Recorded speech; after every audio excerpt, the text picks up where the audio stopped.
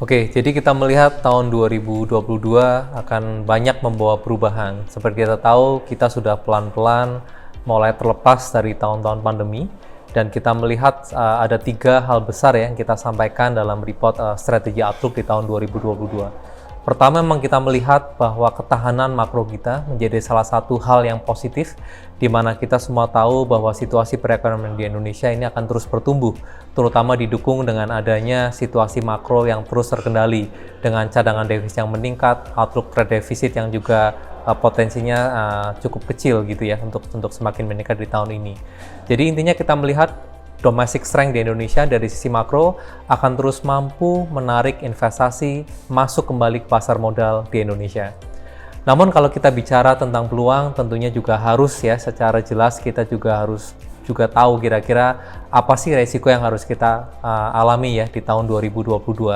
Jadi kita melihat memang resiko-resiko eksternal ini menjadi salah satu faktor concern paling besar yang harus seluruh investor tahu, terutama dari sisi potensi perubahan baik dari sisi moneter maupun dari sisi policy fiskal. Dalam hal ini semua kita juga tahu ya potensi bahwa Fed tahun ini akan melakukan 3 hal mungkin secara serentak, dari sisi tapering, kenaikan tingkat suku bunga, maupun melakukan balance sheet runoff. Jadi dalam hal ini, external risk itu tentunya yang memang menciptakan tekanan volatilitas yang cukup tinggi, boleh dibilang pada awal-awal tahun 2022. Namun tentunya normalisasi ekonomi ini yang sudah kita alami secara bersama-sama akan terus mampu menempatkan Indonesia dalam posisi yang baik, di mana kita terus bisa meng-attract dari sisi investasi ya masuk ke dalam Indonesia. Kita melihat ada 2 investasi tema besar di tahun ini. Pertama adalah sektor-sektor yang berhubungan dengan growth proxies, di mana kita melihat ada 4 sektor utama yang di tahun 2022 masih akan mendeliver double digit earnings growth di tahun ini.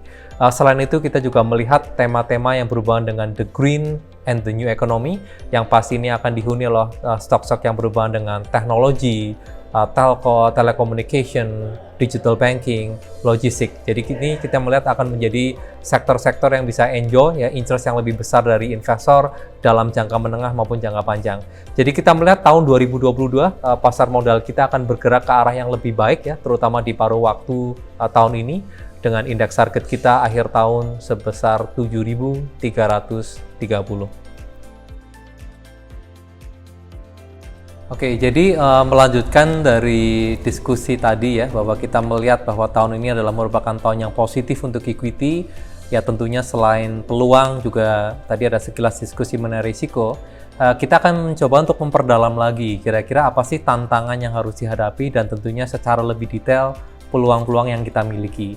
Jadi pertama adalah kita memang mengharapkan situasi normal yang kembali ya, tentunya dengan situasi apa yang sudah dilakukan pemerintah, dari proses penanganan pandemi yang sudah berjalan baik, tingkat vaksinasi yang terus meningkat. Kita harapkan tahun ini akan menjadi tahun yang benar-benar kita mengalami fase recovery yang lebih natural dan juga lebih stabil. Jadi tentunya kita akan bisa enjoy dari berbagai macam situasi positif dari sisi pertumbuhan ekonomi, tapi juga itu membawa suatu tantangan, di mana situasi ekonomi yang sudah mulai lebih normal, pasti juga membutuhkan situasi yang lebih normal juga dari sisi policy. Jadi tentunya dengan adanya normalisasi policy moneter maupun fiskal, yang pasti kita lihat ya bukan hanya Indonesia, tapi seluruh negara di dunia sama-sama melakukan situasi normalisasi, ini bisa membawa dampak terhadap market volatility. Kemudian kedua, kita juga melihat faktor fiscal optimization, di mana pemerintah di tahun 2023 wajib membawa defisit kita kembali ke situasi yang normal, yaitu di bawah 3%. Jadi tentunya ini diperlukan suatu effort yang berkesinambungan, tentunya dengan harapan pemerintah mampu semakin meningkatkan perpajakan. Jadi dalam hal ini memang kita melihat ya faktor kenaikan pajak di satu sisi ini bisa membawa perubahan baik dalam situasi yang lebih normal dari fiscal deficit kita, tapi di satu sisi yang ditakutkan ini juga mampu membawa perubahan yang boleh dibilang cukup menekan ya terhadap daya beli.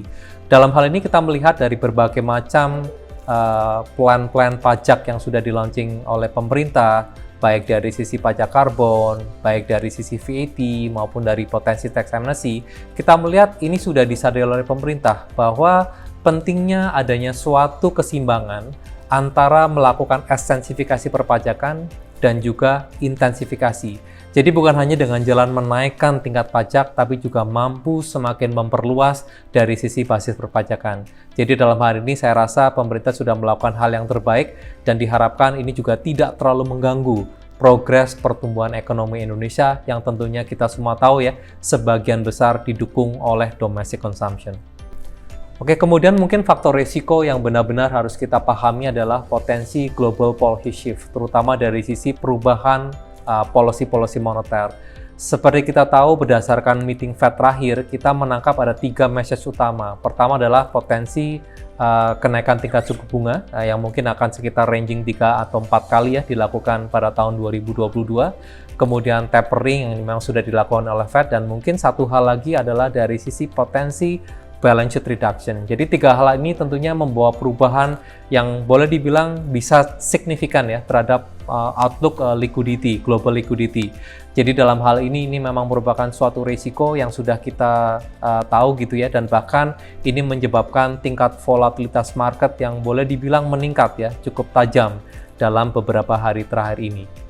Dengan adanya faktor risiko global yang boleh dibilang terus meningkat, amunisi apa sih yang kita punya gitu ya sebagai suatu negara. Jadi Indonesia kita melihat adalah memang berada dalam suatu fase yang boleh dibilang sangat baik ya. Dalam hal ini kita melihat ya kestabilan currency menjadi salah satu faktor pembeda, di mana pada tahun 2021, tahun 2022 kita melihat outlook rupiah yang semakin lebih stabil. Tentunya ini juga didukung dengan postur forex reserve kita yang semakin meningkat, dari sisi current account kita yang juga berada dalam situasi yang favorable. Jadi hal-hal ini yang mampu memberikan kestabilan yang lebih baik ya terhadap currency. Dan kita melihat jika suatu negara memiliki currency yang stabil, tentunya itu juga akan menentukan kestabilan investasi yang akan masuk ke negara tersebut.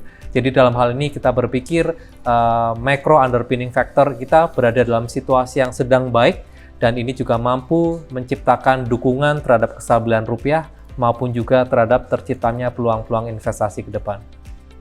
Kemudian tema jangka menengah maupun jangka panjang yang kita lihat, dan kita juga melihat ya Indonesia benar-benar berada dalam titik tengah gitu. Jadi titik tengah ini kita melihat adalah potensi tren yang semakin berkembang antara the new economy dan juga dari sisi the green economy.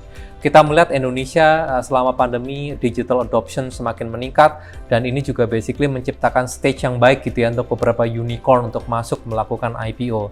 Dan di satu sisi juga kita melihat ya dengan inisiatif green economy dengan COP26 yang dilakukan Glasgow pada tahun lalu, kita melihat isu-isu environment ini akan semakin mengemuka dalam tahun-tahun ke depan, dan kita melihat Indonesia sebagai negara yang memiliki abundance resources dari sisi nikel.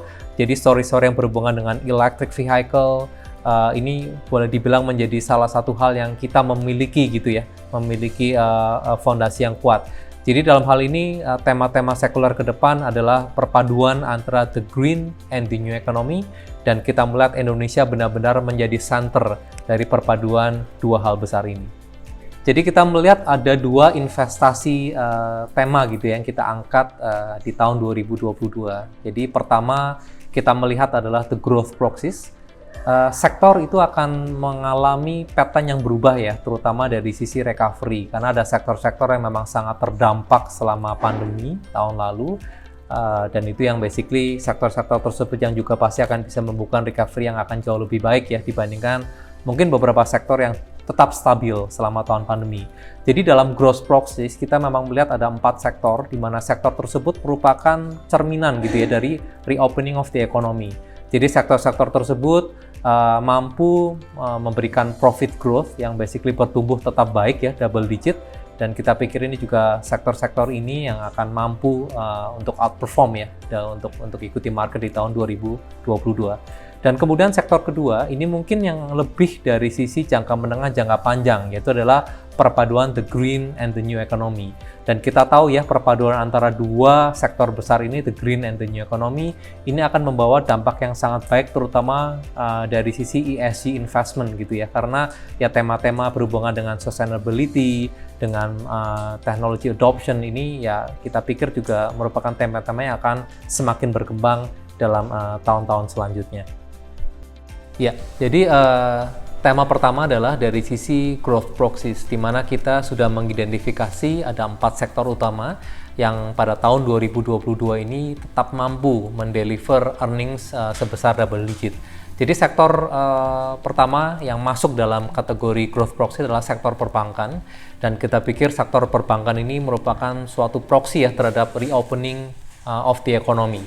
Jadi kita melihat pertumbuhan outlook dari sisi loan demand akan membaik di level 7%, dan untuk sektor perbankan ini kita melihat juga memiliki risiko yang semakin rendah di tahun 2022, ya tentunya dengan semakin meredahnya risiko-risiko pandemi, dengan semakin banyaknya vaksinasi yang diharapkan ini juga mampu ya terus mendukung pertumbuhan ekonomi.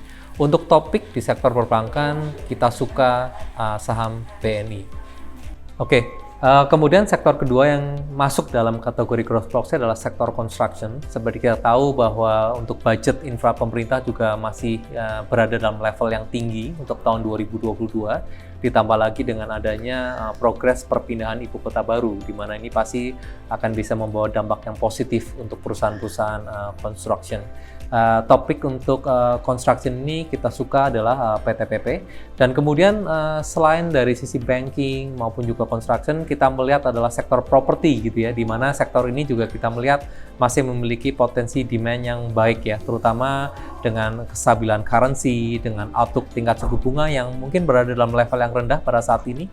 Jadi kita melihat ya sektor properti ini juga bisa menjadi cerminan dari sisi growth proxies. Dan mungkin untuk sektor yang terakhir adalah sektor retail, kita melihat juga dengan adanya aktivitas masyarakat yang semakin lebih normal, dengan semakin meredahnya diharapkannya kasus-kasus pertambahan COVID-19, kita juga berharap ya sektor retail ini adalah merupakan suatu sektor yang sangat terdampak tahun lalu dan pasti akan bisa melakukan recovery yang baik untuk tahun 2022. Kemudian tema kedua adalah berhubungan dengan the green and the new economy. Jadi khususnya untuk the green economy proxies, kita melihat ada 3 sektor utama. Jadi sektor yang berhubungan dengan electric vehicle, yaitu adalah metal mining. Dalam hal ini kita melihat Indonesia memiliki potensi reserve gitu ya, yang baik sekali, yang tentunya akan mampu untuk mendukung infrastruktur ya dari sisi electric vehicle secara menyeluruh. Untuk metal mining ini yang berhubungan dengan EV, saham yang kita suka topiknya adalah aneka tambang.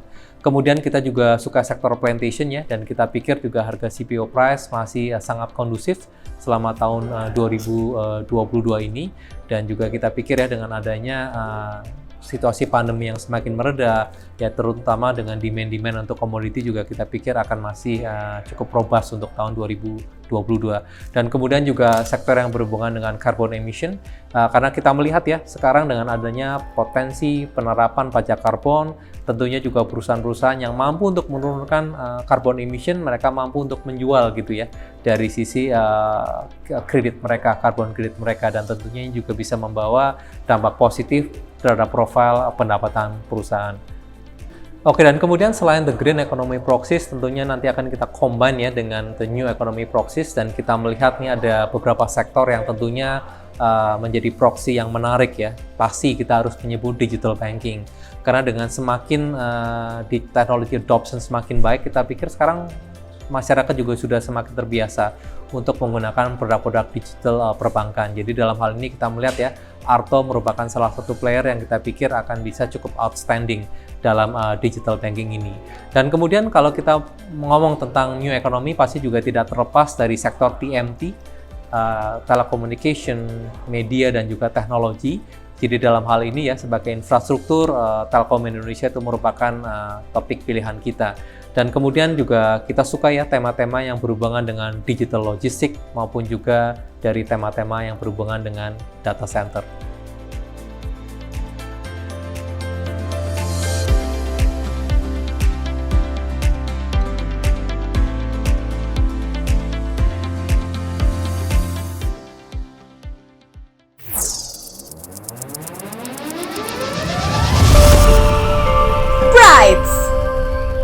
BRIDGE Hybrid Trading System.